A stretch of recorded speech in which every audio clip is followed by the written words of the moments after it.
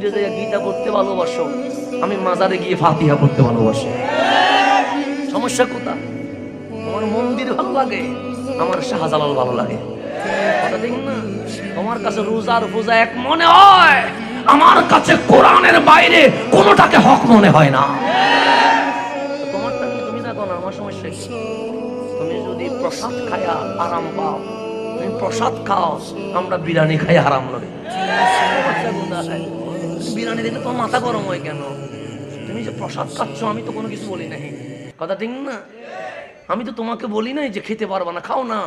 কালকে প্রমাণ হবে তোমার গীতাই বাঁচাবে না আমার নবী বাঁচাবে। কালকের জন্য ছেড়ে দাও, আজকে মারামারি করা দরকার কি? ইসলামকে আর কত হাসি বানাবা? এই মাজারওয়ালারাই মসজিদ বানাইয়া দিয়েছে বিদায় আমরা মসজিদওয়ালা হইতে পারছি। তুমি মাজার ভাঙ্গি মন্দির ভাড়া দাও, এটা কোন ইসলাম?